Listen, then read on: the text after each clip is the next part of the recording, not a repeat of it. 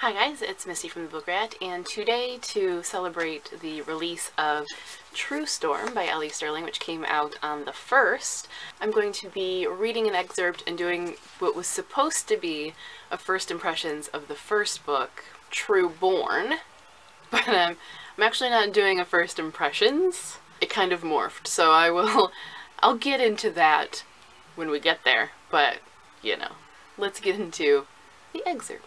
So I'm going to read you a little bit right from the beginning of True Born, the first book in the series, and I'm sorry I don't have like a pretty cover to show you because I'm reading it off of my Kindle, but God, I wish I had somewhere to set this up in the back. Will it stand up? Doesn't matter because you can't see it. You can see it a little bit. You know what? Here we go. There you go. You can look at that, I guess. Anyway, right from the beginning of True Born by Ellie Sterling. Letter L, letter E, not Ellie. The full synopsis of the book as well as links will be in the description so you can find out more about it there, but I'm going to get straight into the excerpt. Chapter 1. When we came into the world, silent and cowled, my sister and I were attached by our big toes. They waited a whole day to separate us, and for that one perfect day, Margot and I were one. After the separation, they tell us, we cried for days, would not be pacified, except when we were laid side by side, touching. Our toes show the scars from our being ripped apart. Mine is brown in the shape of a blotchy lock. Margot's is long and thin, with little teeth that make it look like a key. We decided this as young girls, as we stared at the freckled flesh that has long since become a part of the story of us. I pull my foot free from my leather boot and wiggle my toes, staring at the inky blot that marks me one of two. Beside me, at the courtyard table of our exclusive private school, my sister throws back her hair and looks around for teachers or guards who might be able to convince her to come inside, since I clearly can't. I'm not skipping the whole day, Lou. Just this period. I'll be back after lunch, promise, Margot reasons, staring back at me with a look 1 inch shy of mischief. We are supposedly identical, but despite carrying the same long chin, we don't look precisely alike. Our mother tells us I'm built like a bird, thin and small, with a cap of deep shadow brown curls and dark gray eyes. Margot is a smidge taller, fuller, her hair a shade lighter and 3 shades straighter. Her eyes are a mystery, green and gray and a glint of gold. And when Margot walks into a room, she commands all eyes, while I, the sparrow, sit unnoticed and observe. Margot is fire, bright and ready to burn out of control. I am the less exciting twin, the responsible twin. Despite Margot being older by 1.5 minutes, it has always fallen to me to watch over her. I'd not call her wild, our parents wouldn't stand for a wild child, but she does know how to skate the boundaries. Still, though I've not given our parents a moment's worry, Margot is the family favorite, the one our mother most enjoys and our father coddles. And me, I'm the one who keeps her out of scrapes so she can enjoy her favored status. It may seem like I'm doing a lot of work, but I get something out of it too. As long as I keep Margot in the limelight, I'm not the one our parents expect to entertain visiting businessmen and politicians. Which is the reason I'm currently outside in the cold, arguing with my sister instead of sitting in my favorite class. You can't skip, Margot. I mean it. Besides, what do you think you're going to do? Half the city is on lockdown today. This is Dominion, after all. The plague has escalated the last few years, sweeping over the world on its dark horse and gobbling everyone with its diamond teeth. Whole sections of the city are kept under constant martial law to prevent the lawlessness that comes with rising body counts. I stare up at the gray, moody sky before turning back to my twin, who busily packs up her things. A fat raindrop falls with a plop onto my inky blot of a birthmark. I sigh. She'll not listen. This I know for sure. What are you even doing, Margot? She's been skipping a lot lately. Meeting someone in private. I suspect she's going around with Robbie Deakins, the boy she's had a crush on since 7th grade, although I can't see it when they're together. We live in a very small world. It's nearly impossible to keep secrets in our set. But between us, my sister and me, it's even harder. Just heading out for a walk with some friends. Don't worry so much, she scolds. It's not like you to keep secrets from me. I shove my toes back into my boot and regard my beautiful twin shrewdly. And I know you're doing more than going for a walk. We are not like other people, despite how normal Margot likes to imagine we are. Our mother tells us we're like pieces of the same puzzle, and she's right. When we're apart, I can feel us stretching to fit the pieces together, no matter the distance. We should have died at birth. They thought about killing us. 2 babies dressed in our bloody cowls and so supernaturally quiet that the doctors and midwives were looking for hammers. But we lived, and as we grew, we slowly came to know that we were unique, though too. At times I think I can read her thoughts, like bells in my mind. And what Margot feels, I feel, sometimes more sharply than even she does. Her pain, her joy, her excitement. It's our secret, and one we guard closely. Lock and key. There's one secret more. We never speak about it, but I'm different still. Sometimes I can say with certainty who's going to catch sick next. I know when the street preachers and the rabble will erupt into violence. Today's death and violence is nothing compared to the ugliness of tomorrow. She has her own special gifts, my sister, but this one, this secret, is mine alone. So that is a little excerpt from Trueborn by Ellie Sterling, the first book in the Trueborn series, I think it's called. As I said, the most recent True Storm just hit stores. And so, I was supposed to share a little excerpt with you, and then I was going to give you my first impression. So if you're unfamiliar, basically my goal with first impressions is I read the first 25 or 30 pages or so of a book, enough to get a feel for the tone, for the style, for where the story's going, and who the characters are, and to determine whether it's something that I would want to keep reading, and whether it's something I think is worth you picking up and investing your time in. So that was the goal. And I read those first 25 or 30 pages, and then I was like, you know, I'm just gonna read a little bit more. And then I read about a third of the book. And I was like, I should probably stop. If I'm doing a first impressions, I should just stop here. So I went to bed, and in the morning I was like, you know, just maybe a little bit more. And I read about 70%. And then I just finished it. So rather than a first impressions, I guess what we're getting today is a full-on review.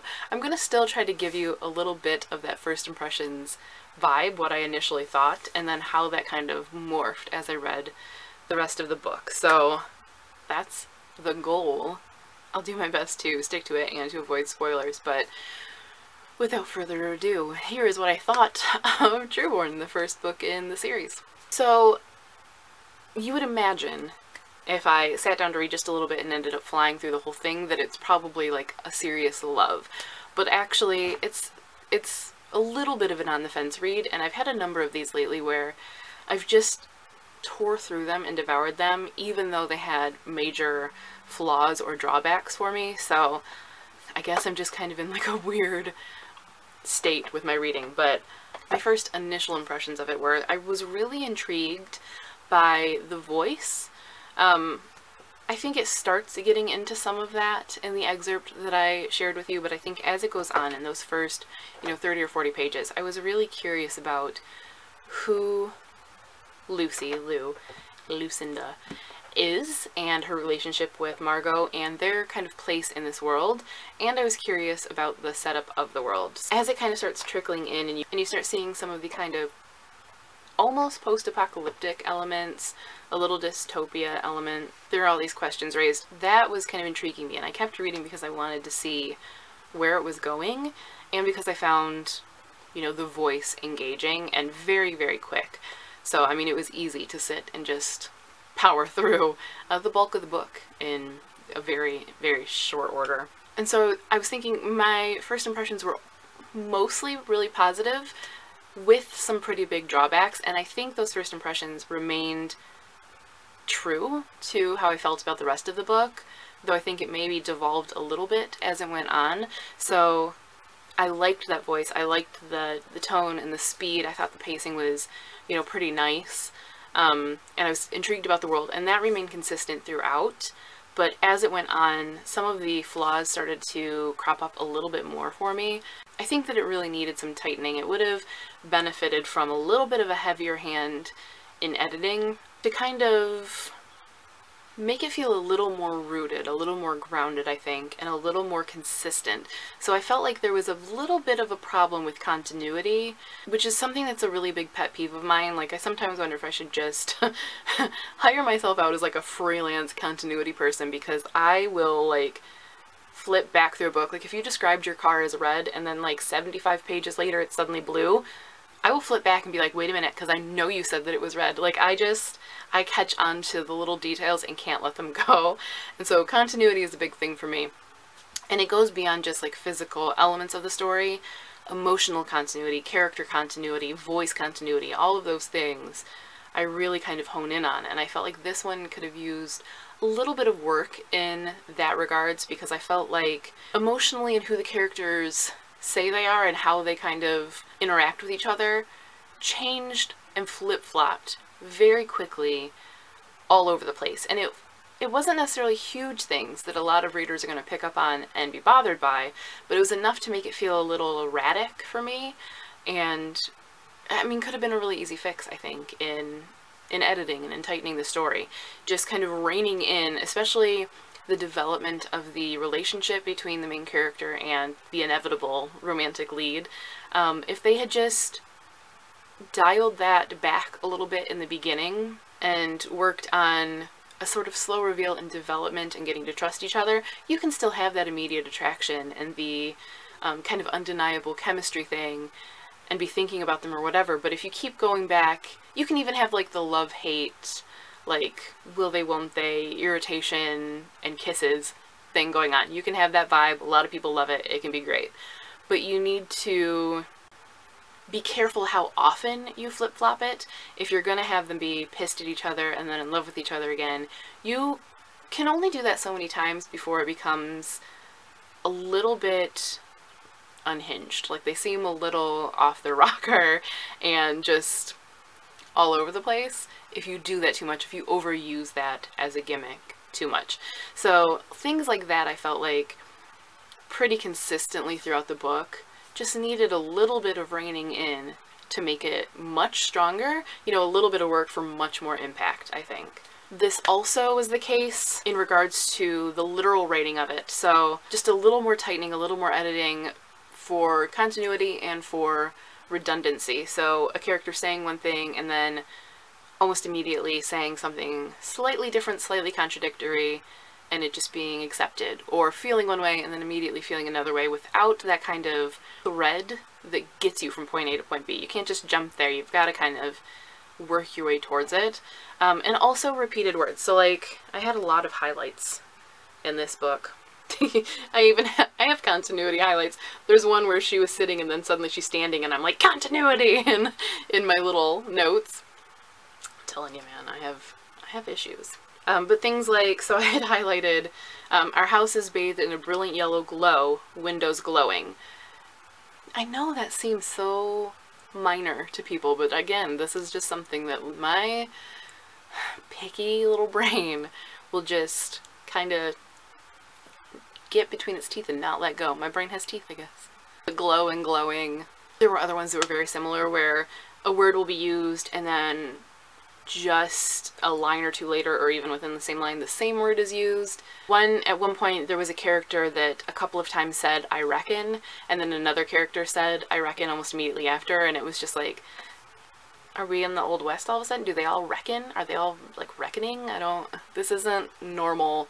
It doesn't feel natural, and it's just enough of a redundancy to kind of nag at you without it being like, you know, horrible. So those things pile up. So again, if you just have it happen once or twice, it's not the end of the world. But the more frequently it happens, the more you start to have a thread, the more it kind of seems like a flaw of the writing or of the editing. Those are kinds of things that I saw more as I went on that I wouldn't have gotten from a first impressions, because there wasn't enough of a kind of pool to pull from to make that determination. So I kind of actually like the fact that I started out in first impressions mode and ended up finishing it, and so I'm getting to give you the contrast of like my initial thoughts versus the reality. But that said, the reality is I still did enjoy it and will work my way to that third book, partly because it was so quick and I did just devour it.